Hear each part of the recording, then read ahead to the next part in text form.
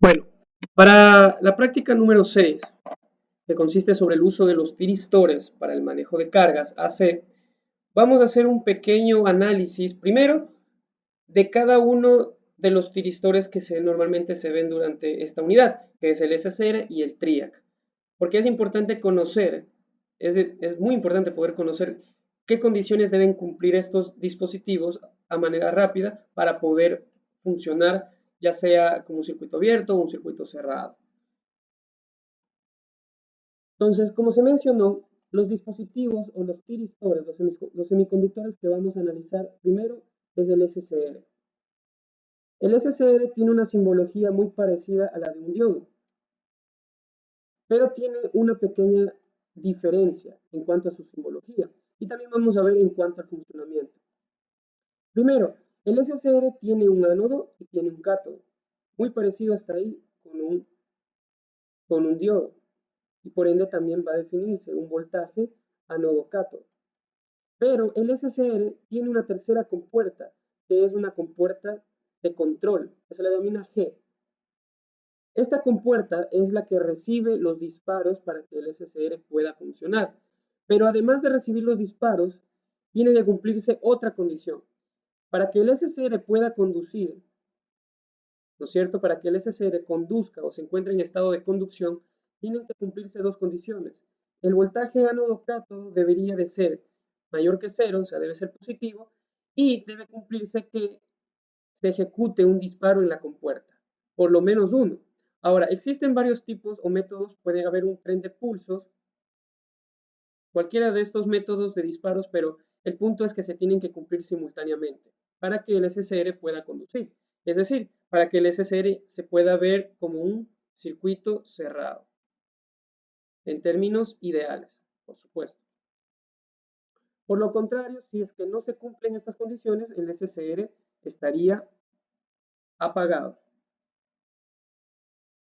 ¿no es cierto? Es decir, que si tenemos un voltaje ánodo-cátodo que sea menor que cero, ¿no es cierto? Si tenemos un voltaje ánodo-cátodo menor a cero, o lo que se conocía esto como polarización inversa, y este de acá arriba, polarización directa, pero si estamos en polarización inversa, entonces es más que seguro que el SSR va a trabajarme como si fuese un circuito abierto. Entonces no importará si la compuerta G recibe pulsos,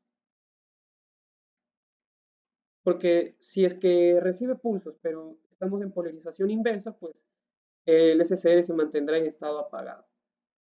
¿Sí? Son condiciones que tienen que cumplir.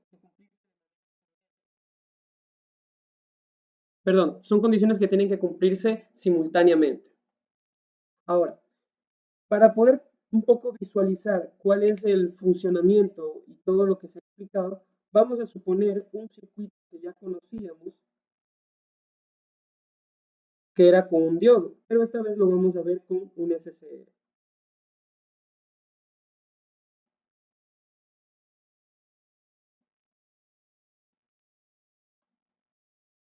De momento no nos va a preocupar o no va a ser nuestro interés saber qué o cómo causa los disparos en el SCR. Simplemente lo que queremos es, de momento, explicar cómo funciona el SCR como tal. ¿Ok? Entonces, aquí tenemos una curva que es la del voltaje de suministro, que puede ser proveniente del tomacorriente.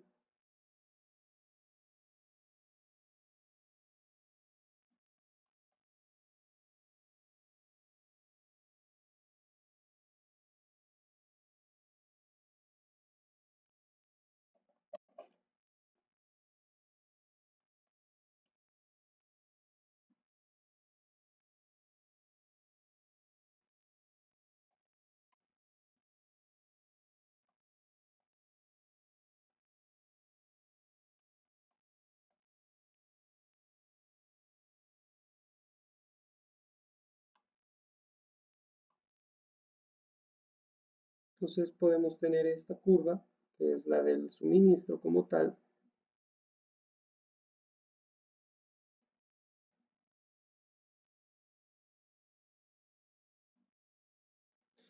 y vamos a hacer el análisis de cómo luciría la curva de salida por el SCR. Entonces, vamos a suponer que los disparos se van a efectuar en medio periodo, es decir, que se va a efectuar si es que la frecuencia aquí de la entrada, como sabemos de la red eléctrica, es de 60 Hz. Entonces, obviamente, a mitad de cada semiperiodo sería aquí, aproximadamente en estos puntos. Entonces, si los disparos se van a efectuar en estos puntos, el primer disparo se va a efectuar en este punto, veamos, en el semiperiodo positivo, aquí nos encontramos en el semiperiodo positivo, durante el semiperiodo positivo la corriente fluiría en este sentido, lo que haría que el voltaje entre ánodo-cátodo sería un voltaje ánodo-cátodo positivo y en el instante en el que se produce el disparo, habrá un momento en el que va a empezar a conducir. De este punto a este punto no conduce porque no hay disparo. Recuerda que el disparo se ejecuta en este punto que está aquí, en este punto, en este punto. Vamos a suponer que en esos puntos voy a realizar el disparo. El disparo, cabe resaltar, los disparos pueden darse en cualquier instante del semiperiodo. Pero para términos de demostración, de funcionalidad y explicativo, obviamente, vamos a suponer que va a ser a la mitad de cada semiperiodo. Entonces, como aquí tenemos que de este punto hasta la mitad del semiperiodo hay una polarización directa, pero no hay disparo, entonces no hay conducción, sería como un circuito abierto. Mientras que en este punto, hasta finalizar el otro semiperiodo, aquí sí tengo polarización directa, pero y también tengo disparo. Uno por lo menos, no es que suficiente, entonces el SCR empezará a conducir y por ende la salida va a ser igual al voltaje de suministro. Ahora, puede suceder que en este otro semiperiodo negativo,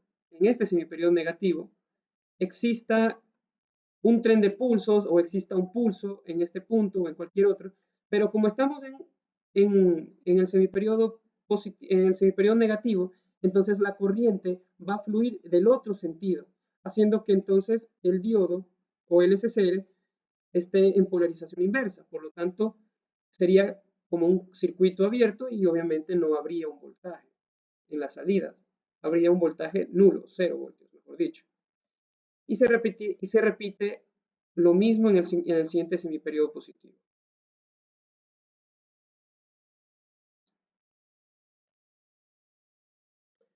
Entonces, de esa manera es como funcionaría el SCR.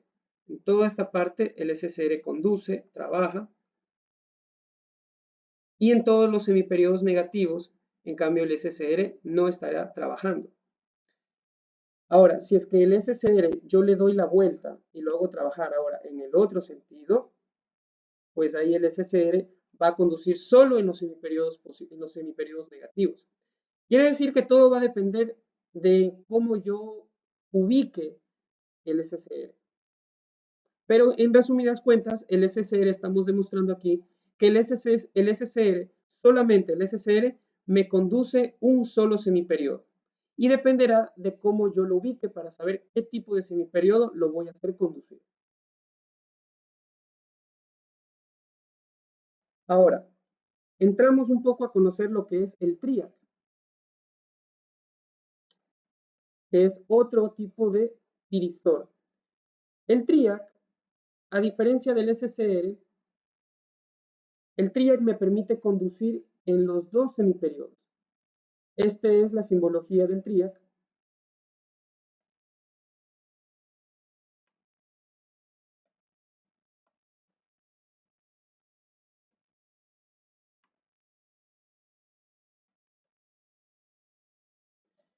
Esto a continuación es la simbología del TRIAC como tal.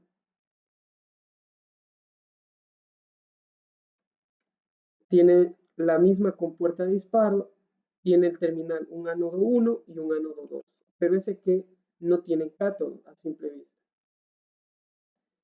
Entonces el TRIAC, para poder entender mejor el TRIAC, es esencial poder conocer cómo funciona el SCR, porque el TRIAC, la manera de representarlo, o un circuito equivalente del mismo, es tener dos SSRs en antiparalelo. Es decir, como si yo tuviera dos SSRs conectados como los muestro a continuación.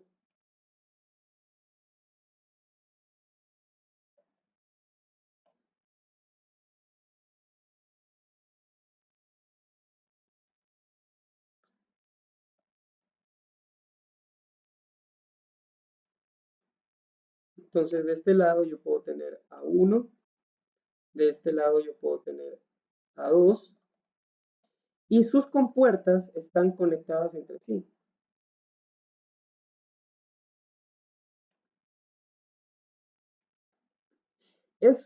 Esta característica, este circuito equivalente, es o me permite evidenciar que realmente el 1 SSR me permite conducir en el semiperiodo positivo y el otro SSR me permite conducir en el semiperiodo negativo.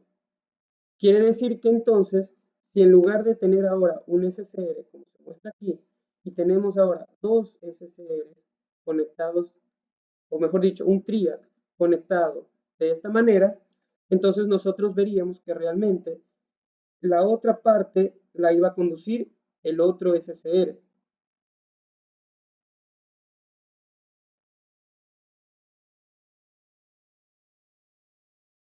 Como se muestra.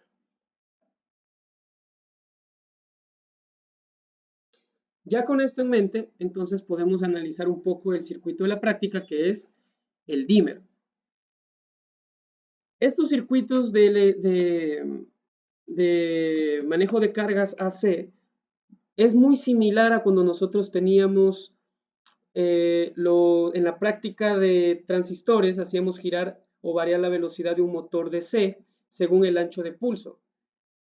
Podríamos decir que, aunque aquí obviamente no se aplica un PWM, lo que estamos haciendo básicamente es aplicar un circuito AC-AC.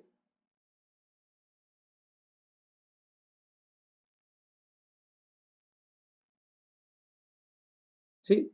Un circuito en el que aquí ingreso 120 voltios RMS provenientes del toma corriente y aquí en teoría yo podría tener a la salida 0 a 120 voltios RMS. Eso es lo que se obtiene, a esto se le conoce un convertidor AC-AC. Entonces, estos convertidores AC-AC tienen, primero, un circuito de potencia y un circuito de control. El circuito de control es el que me va a permitir a mí, valga la redundancia, controlar o configurar el instante en el que yo voy a enviar el disparo al tiristor. Entonces, todo lo que vemos, todo lo que se está encerrando, que es esta parte de aquí, es el circuito de control, podríamos decir, es la parte de control, donde nosotros vamos a configurar el seteo o vamos a configurar el momento, el instante en el que vamos a enviar los disparos al SSR. Y obviamente lo que tenemos acá, de este lado, incluyendo el triac, es el circuito de fuerza o de potencia, que es donde está la carga AC. En este caso es un foco.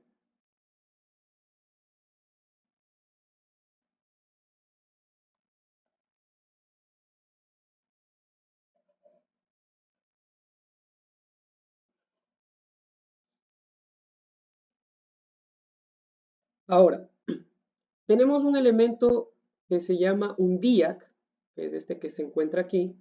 El diac no es más que tener dos diodos, por decirlo así, en antiparalelo. Dos diodos en antiparalelo, perdón. Sería tener como dos diodos en antiparalelo. Diodos, no SCRs, diodos. Más o menos así. La cuestión es que dependiendo del modelo del diac, el diac tiene un voltaje de ruptura. Cuando el capacitor alcance ese voltaje de ruptura, entonces el diac permite la descarga porque se cierra, es como un switch que va a estar abierto mientras el capacitor se cargue hasta que alcance el voltaje de ruptura del diac Una vez que lo alcance, el DIAC se comporta como un circuito cerrado y lo que hace es permitir que el capacitor se descargue. Otra cuestión que hay que tener presente aquí en este circuito de control es que es un circuito RC con fuente alterna AC. Entonces, la naturaleza de la carga y la descarga del capacitor no es exponencial, tampoco es sinusoidal, es las dos cosas. Va a tener un comportamiento sinusoidal con una mezcla exponencial, si lo queremos ver en ese término. Y desarrollar o poder llegar a esa expresión es un poco, implica de bastante matemática, incluso poder conocer o dejar expresada el tiempo de disparo requerirá incluso de metodología numérica, ya que nos queda es una ecuación de tipo no lineal. Pero para este caso no se va a requerir justamente expresar esos valores como tal, más que solamente experimentalmente poderlos encontrar o aproximarlos. Pero el principio de este ejercicio es poder conocer cómo funcionan las cargas AC y básicamente tener bien identificada la parte de control y la parte de fuerza.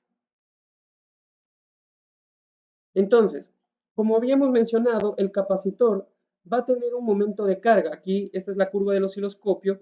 Podemos ver que el comportamiento del capacitor tiene parte exponencial, pero también tiene una descarga, o mejor dicho, tiene un comportamiento sinusoidal. De hecho, cuando se ajusta el potenciómetro de tal manera que yo quiero obtener un ángulo de disparo muy grande, este capacitor tiende a parecer más una sinusoidal que una exponencial.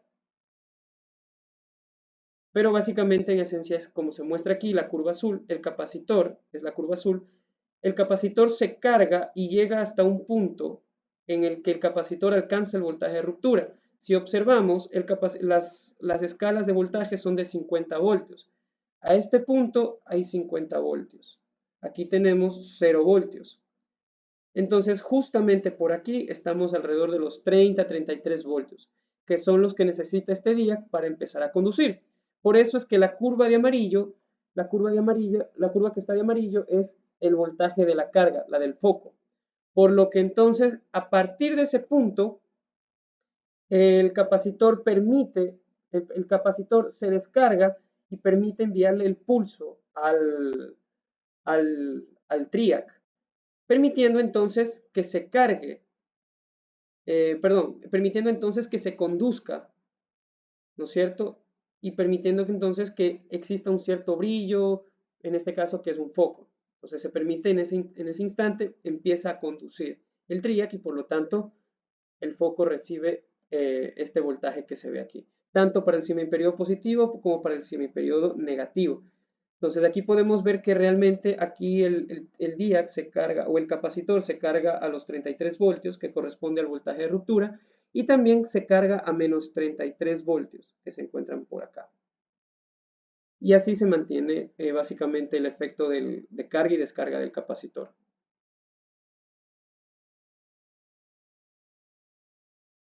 Entonces este es el circuito que se armó. Aquí tenemos justamente el potenciómetro, aquí tenemos el capacitor, de este lado tenemos lo que es el DIAC, aquí tenemos el TRIAC,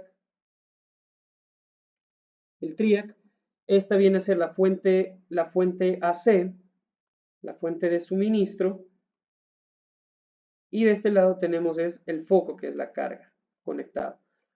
Lo que se hizo aquí un poco es cambiar el orden, ¿no? El foco se lo dispuso de esta forma, se lo puso de este lado y el suministro, la fuente se lo puso de acá, para poder hacer unas mejores mediciones con el osciloscopio. Pero en esencia sigue siendo lo mismo, no ha cambiado nada.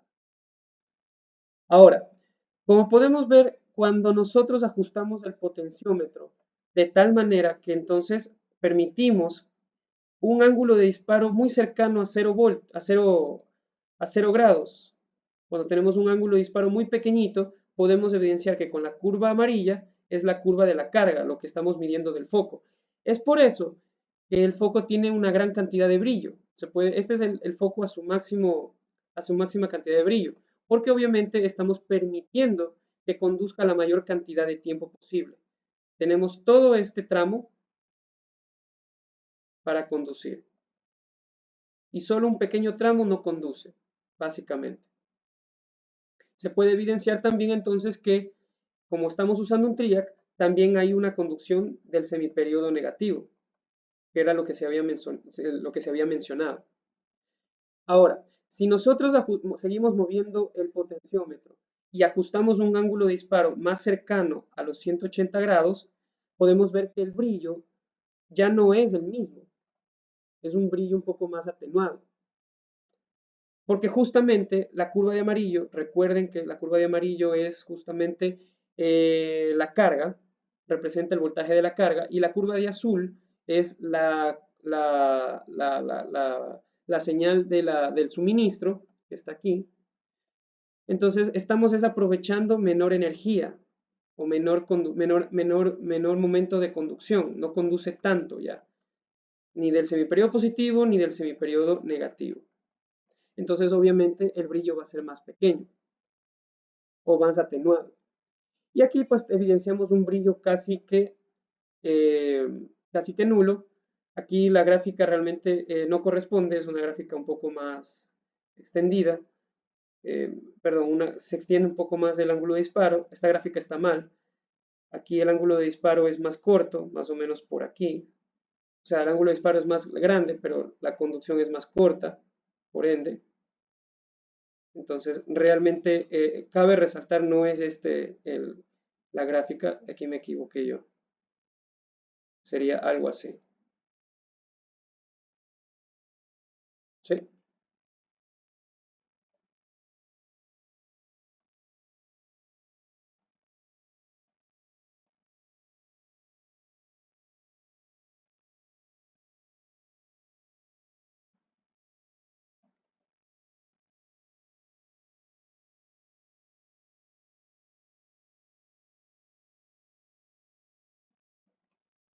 Así básicamente. ¿Ok? Entonces, en este pequeño video que está aquí, se hizo las mediciones. ¿Qué tenemos aquí? Tenemos justamente la curva de amarillo que corresponde al voltaje del foco, a la salida, y la curva de azul es el voltaje de suministro que viene del toma corriente.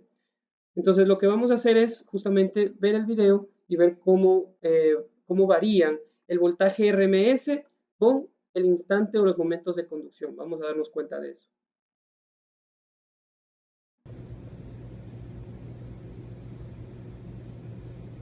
Entonces, como podemos observar, en ese momento, si observamos, el voltaje RMS a un ángulo de disparo casi muy cercano a cero es de 93.5 voltios. Pero ¿qué pasaría ahora si, por ejemplo, empezamos a mover el ángulo de disparo, por ejemplo, casi ahí, aproximadamente unos 90? Entonces lo que estaríamos viendo aquí es que tenemos, perdón, aquí esto es el TRIAC, el voltaje de la curva amarilla corresponde al TRIAC, no al de la carga. En este caso, entonces, estamos viendo el voltaje del TRIAC, que recibe el TRIAC básicamente, eh, y el ángulo, por ende, el, el, la carga, el foco, estaría obviamente conduciendo esta parte que corresponde. Bueno, básicamente este video es con respecto al voltaje del TRIAC, con respecto al voltaje del suministro como tal. Este otro video es básicamente el voltaje del TRIAC versus el voltaje de la carga. Entonces, en ese caso, por ejemplo, tenemos el voltaje aquí el voltaje del SCR o del TRIAC es la curva de azul, básicamente. Entonces podemos darnos cuenta que hay un ángulo de disparo muy pequeño. Vamos a usar otro color para hacer un poco contraste, puede ser un color rojo. Entonces podemos darnos cuenta aquí que el ángulo de disparo en todo este semiperiodo se da en este punto. Entonces todo esto que está aquí corresponde al voltaje de la carga. Y lo que está por acá que es la curva de amarillo, corresponde a lo que conduce el triac. Entonces, el voltaje del triac más el voltaje de la carga corresponde a todo el voltaje de la fuente. Y es lógico verlo de esa manera porque si hiciéramos un voltaje de Kirchhoff, de leyes de Kirchhoff, nosotros tendríamos que el voltaje del suministro va a ser igual al voltaje del foco o de la carga más el voltaje del triac. Entonces, si el foco conduce en mucho tiempo, el triac va a conducir lo que le queda, que es un poquito tiempo, que es como se ve aquí. Y obviamente estamos desaprovechando, el foco está aprovechando casi toda la curva del suministro, por ende el foco tiene 116 voltios de RMS, lo que se traduciría en una mayor cantidad de brillo para el foco.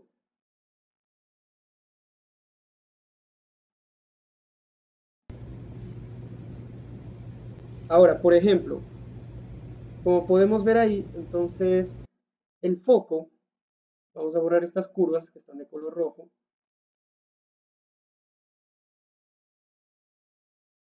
Ahora, el foco, en esa parte podemos ver que el foco ya no conduce por mucho tiempo durante todo el semiperiodo. Quien conduce más es el triac. Ya el foco conduce solamente esta parte de aquí.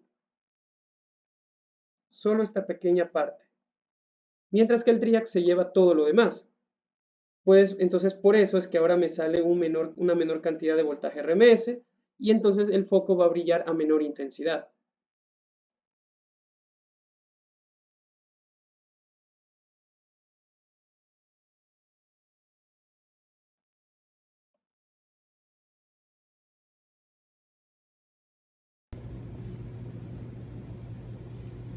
¿Sí? Entonces, como podemos darnos cuenta, cada vez que yo voy moviendo el potenciómetro, estoy ajusto el ángulo de disparo, el instante en el que quiero que conduzca, pues, y básicamente eso se traducirá en ir variando el voltaje RMS a la salida, ¿no? En el foco.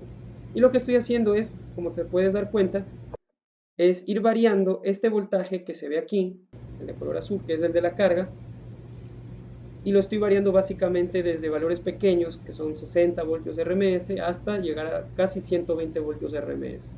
Por eso es un convertidor AC-AC.